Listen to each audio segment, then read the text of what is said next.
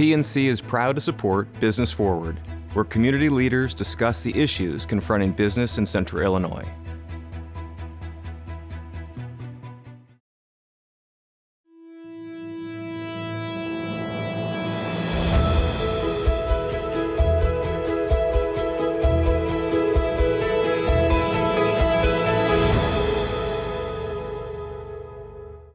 Welcome to Business Forward. I'm your host, Matt George. This is going to be a really fun show for me. I've got Denise Moore on. Denise does so many great things for our community, and her husband, Gary. He always gets the pats on the back, but we know who really does all the work. But we're going to focus on something that she's very passionate about. And I really think the whole community, and every community, needs to be passionate about this topic. I see Denise as an entrepreneur and community advocate, and today we're going to discuss the Minority Business Development Center. Yes. So welcome, Denise. Thank you. Thank you for having me here. Well, let's get down to it. Let's talk about you first. Okay. Are you from Peoria? Are you from Central Illinois? No, I grew up on the south side of Chicago. Okay. And what people are surprised when they hear about from me was I was raised for the early part of my life by a single mom. And it was myself, my little brother, and my mom who slept in the same bed on the studio apartment on the south side of Chicago. Okay. And I thought that's what all kids did. And so it wasn't until I was in my mid-20s when I told that story to somebody, and they said, well, you grew up poor.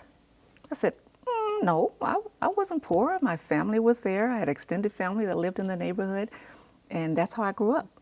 I went to all black schools on the south side of Chicago and didn't know anything different until we moved out to the suburbs. And from there, I grew up in the suburbs and moved to Normal to finish my degree at Illinois State University in 1987. Okay. And I came to Peoria by way of my husband, that you know. I always tease that, for some reason he wanted me to live with him. And now there are no give-backs. There are no give-backs. That's right. That is funny. So maybe your drive, and I didn't know that story, but maybe your drive really comes from your mom. Yes, absolutely, because she worked in a factory. Okay. And we were up and at my grandma's house at 6 o'clock every morning. So that, for some reason, I think that's why I love the mornings. And she worked all the time. And when she married the gentleman that I consider my dad, he did the same thing. He was a UAW member for 35 years, and she was AFL-CIO for 22 years, both of them involved with the unions at the time. And that's where I think my work ethic came from. Yeah, because when I see you and Gary, both of what you do in the community, I think of the word grit. You're grinding, and you're grinding for the better. Yeah. And for the cause, and so whatever that cause may be. I think we grind for the community. Grind for the community. We have in our lives done okay. And so the things that we do out of a sense of responsibility for the community. That's how we were raised. You're supposed to give back to the community and leave it better than you found it.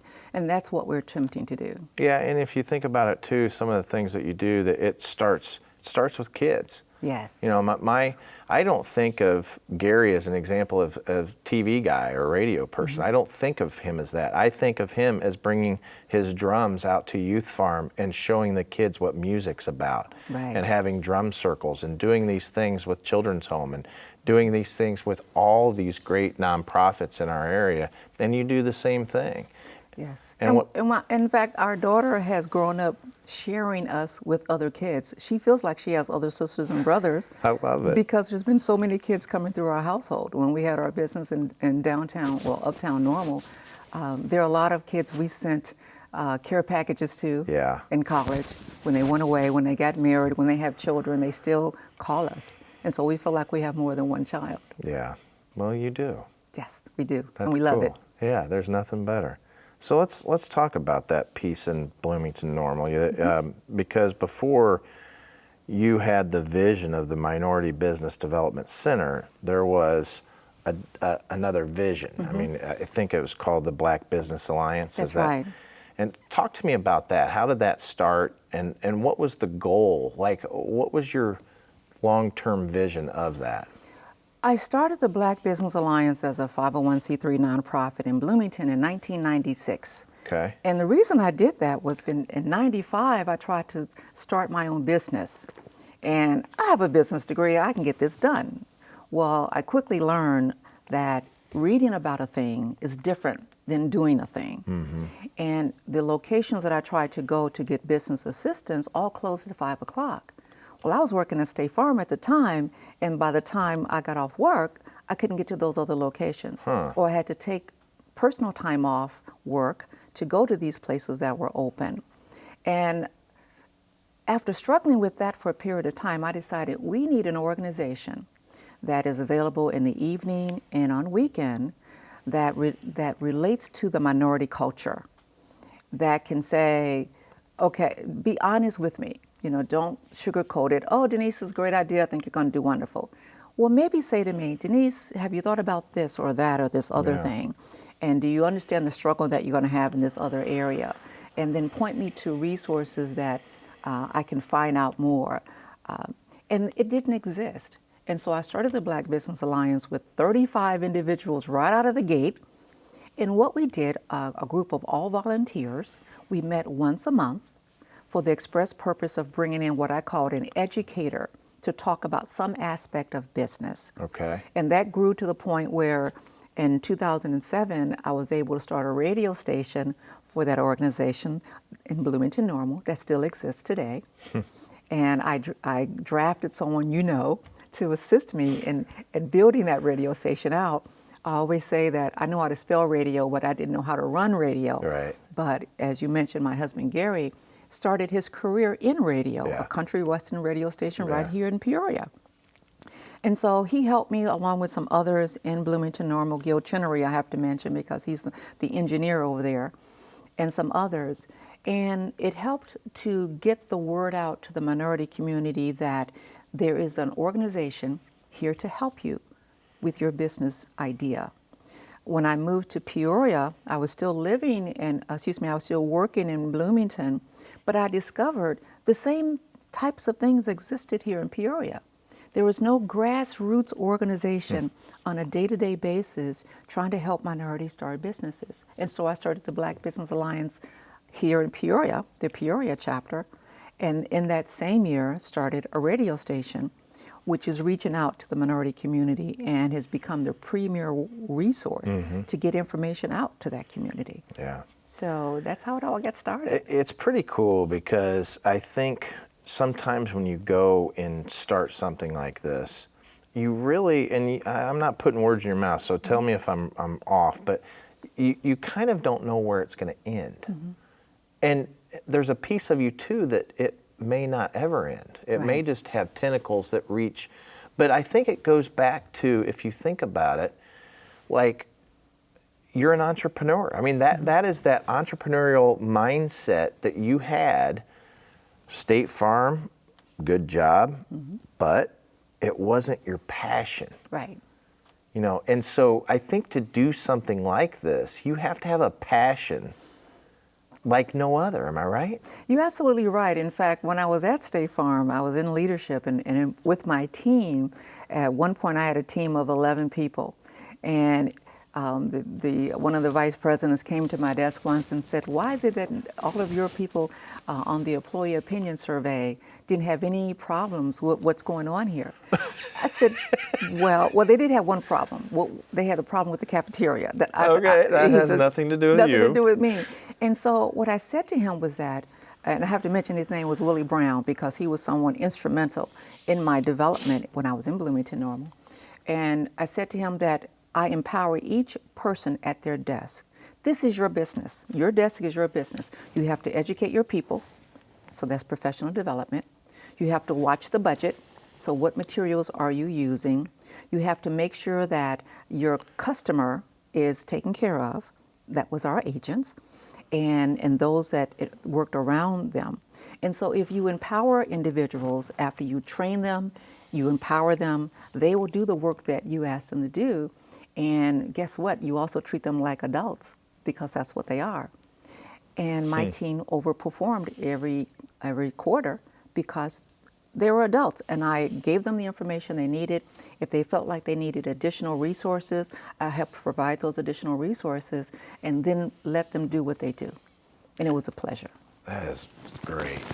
So, this is a loaded question, but I'm going to ask it anyway. Why is it so difficult for minority businesses to have that kickstart? Is it because I'm going to go into what the center does and the offerings in a second, but it's like I sit here and I think to myself, if you take away the word minority, Okay. just business. Okay. I want you to have a business here. I want you to have a business in Champaign and Galesburg and this and that. It helps our community. And there's a lot of smart people in every community, right? So, and I think people have tried different things, but it's almost the mindset of why can't we all chip in and help someone like you or whoever that wants to start a business? I'm going to give you just a quick example. So I have a lot of people on this show that are entrepreneurs. And I had Gary Weinzimmer tell me once, he said, people usually start with the idea of starting a business, they think money first. But it has nothing to do with money at the beginning. But that's where people get tripped up. So they get tripped up right from the start, right? And then all of a sudden, you don't have a plan, you don't have a strategy, you don't have a business plan, you don't have all these different things, but there's a lot of people that you can reach out to. So maybe that's what you're trying to fill. Am I right there or not? In my experience, the people who come to our office, they have an idea. Matt knows how to cook, and everyone raves about Matt's cooking. They do, actually. Oh, see, I didn't even know that. They rave about Matt's cooking, and someone says, Matt, you should have your own business. You should open up a restaurant. And Matt thinks, well, I cook very well. All of my friends and family love my cooking, so yes, I want to start a business as a restaurant. And then you go out and you find a restaurant and you open your business, but Matt has no idea about where to get products and services. Finance. Matt has no idea about finance. Matt has no idea about location or health department requirements. So that trips you up, and all you wanted to do was cook. And so that's why when they come into our center, yeah, that's a good example. and it happens all the time, over and over. So people aren't thinking about money, they're thinking about their passion. But what happens to their passion, it becomes a nightmare if they don't plan to be successful. And who was it that said if you're not planning to succeed, then your plan is to fail? And so we try to help people plan to succeed. Oftentimes, though, people are impatient because they are so excited and so much passion. They want to do it right now. And I'm telling them, okay, pump the brakes. Right. Let's get your business plan in place. And folks think, well, the business plan is for the bank. I don't need to go to the bank. Well, that's partly true. The business plan is for you. Let me give an example. My husband and I started a business in Uptown Normal called Cultural Expressions. And I had a business plan, and it was beautiful, and I went to the bank, and all that was done. And when we opened for the first 6 weeks, it was outstanding. We had people coming from near and far. Money was rolling in, and it was great. And then something happened. Things stopped. For a whole week, nobody came in the door. And literally, I was in tears. Right. And my husband was like, Denise, why are you crying? I said, why am I crying? No one's come in the store. What's going on? He says, well, what did your business plan say?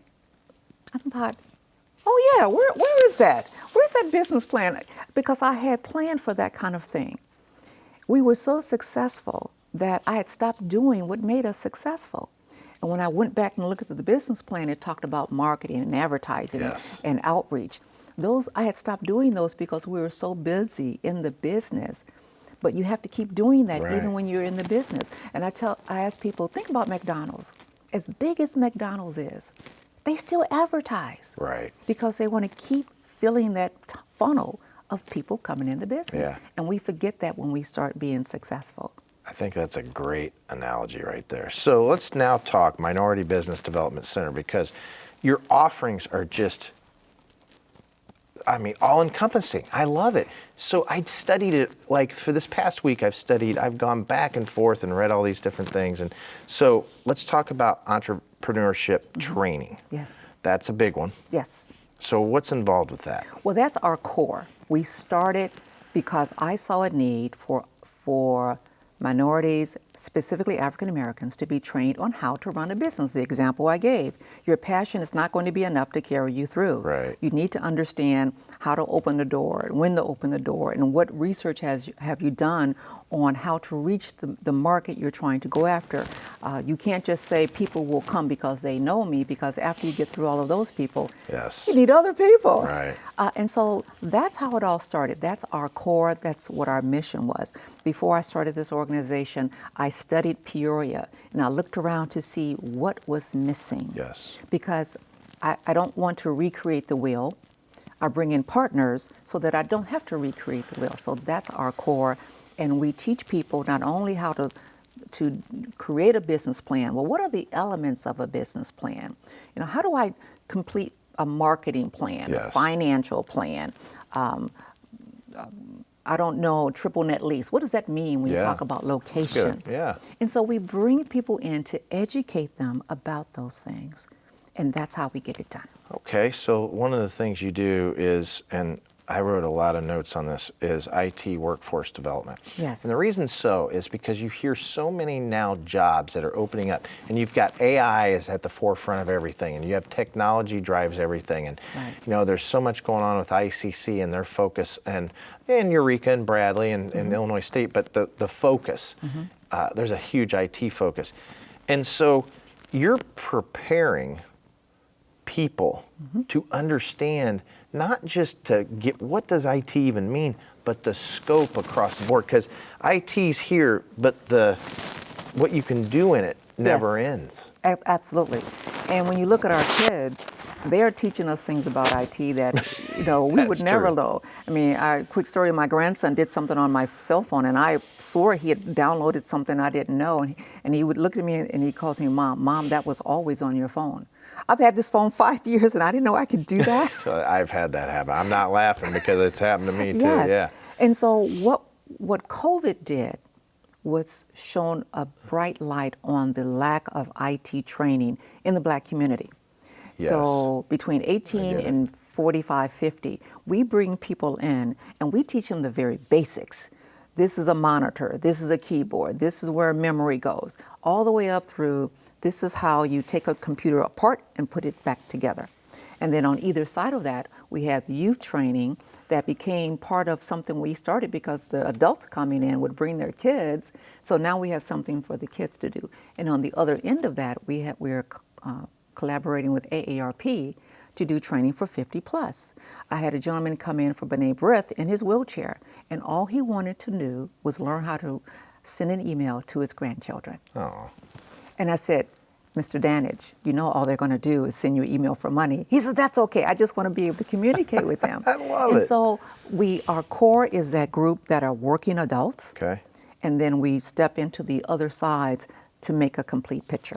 I like what you say in your marketing where you say it's 21st century opportunities. That's right. Because if you think about it, whether it's skills and competencies or infrastructure or hardware, software, coding, Right. all these different things. I mean, some of these kids really are their minds are so untapped. And we talked about earlier, you gave a shout out to Junior Achievement off the air. And I want to, I always talk about how great different nonprofits are, and Junior Achievement's one of them. But that financial literacy piece, there's another thing that you offer and kind of hold people's hands and step. And really what you're doing in a way too is you're just the big mentor to a lot of different people. And that's it exactly. That's it exactly. We don't take complete credit for anybody's success. We only want to be a small part of what helps you to become successful. One person outside of you cannot make you successful. Only you can make you successful. And I'm hoping that you realize that asking for help to become more successful is what you will do. Yeah, I opened a restaurant once and I had a mentor tell me, and I was so excited, and I was like, this is going to be so cool. And the mentor told me, he said, Matt, what's your exit plan? I went, whoa, no, man, I'm making sandwiches and I've got, this is so fun. And he goes, and sure enough, he was right. And Absolutely. I was not prepared. And so it's stuff like that, because you do this coaching and mentorship piece that's a big part of what you do. Right. So if you would have helped me early on, Denise, maybe maybe I would have been a little more successful. And you know, I'm glad you mentioned that, because our business motto is we help keep your business in the black, because the only color we see is green. I love that. And so anybody can come to our office. Great. We collaborate and partner with the likes of the Small Business Development Center, with SCORE, with the Nest. There's an entire entrepreneurship ecosystem in Peoria that most people are not even aware of.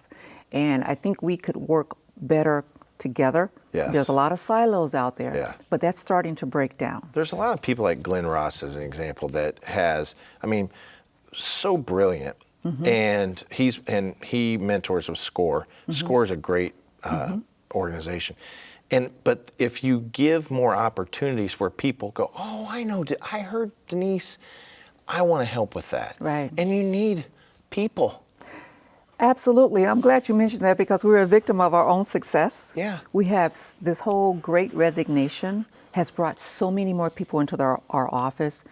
We don't have the funding oftentimes to be able to assist people as quickly as they would like, because when you're a nonprofit, you don't have to tell you, you're stretched to the max. Right. And so we're always looking for additional funds. And we opened another office in Bloomington Normal. We had people driving from Bloomington to Peoria to our office because they were only able to get evening services here.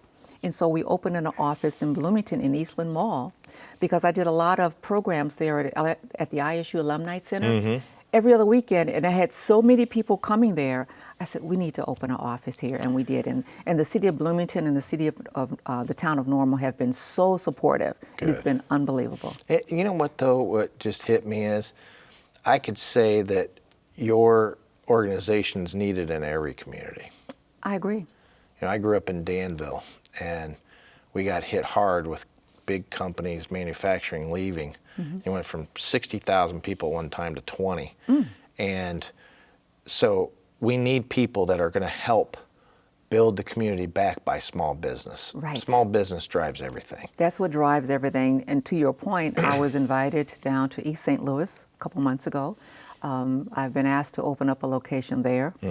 I've had 5 or 6 people regularly coming from Decatur to Bloomington office, and they would like for me to open up a location there. That's A victim of your own success suggests that there is so much need that you can't be everywhere. So what I'm trying to do is clone myself in other locations and be a consultant or a mentor to people in those communities to say, you don't need Denise Moore. Yeah. You need you and your folks, and let us help you to get there. That's a great model. So there's a few other things. There's back office support services, executive training, you have business office incubator, online business directory, mailbox answering services, member services, traditional services.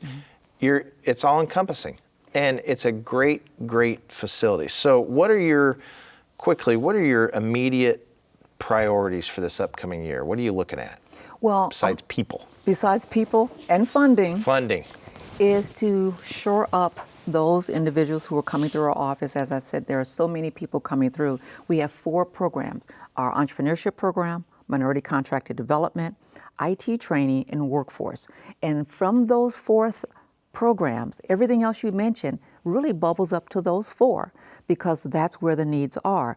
We need volunteers coming in to mentor businesses. And maybe it's only an hour a week, or maybe it's only 2 hours a month. The mentorship is huge, so that they can hear other people saying what we may be saying, that there's more work to be done. Okay. So the mentorship volunteers are needed. We need funding support for programming.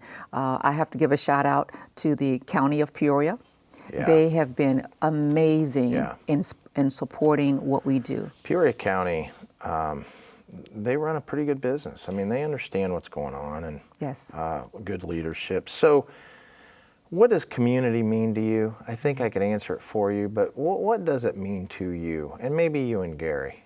For us, it means all of us pulling in the same direction. Okay.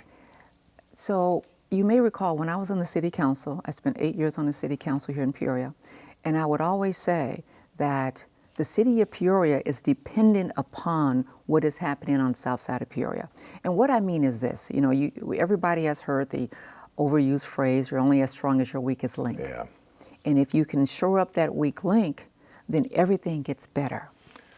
Well, I appreciate you coming on board because I tell you, we could keep talking, and I want to have you back, and I'm going to do a check-in with you in a few months because I think when people see this, I guess my ask to other people is to help, and Yes. that means many different things. But we need people's brains, and Absolutely. let's use them. So, Denise Moore, you do great things. Minority Business Development Center. Yes. Keep it going.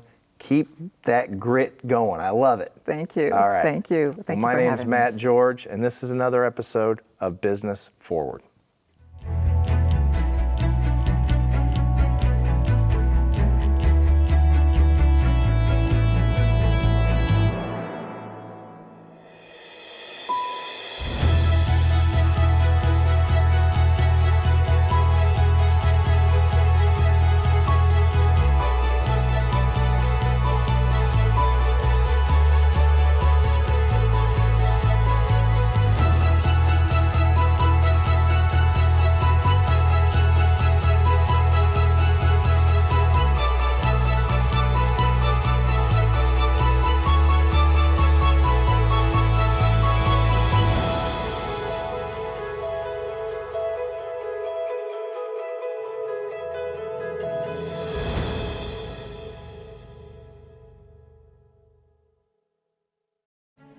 Thank you for tuning in to Business Forward, brought to you by PNC.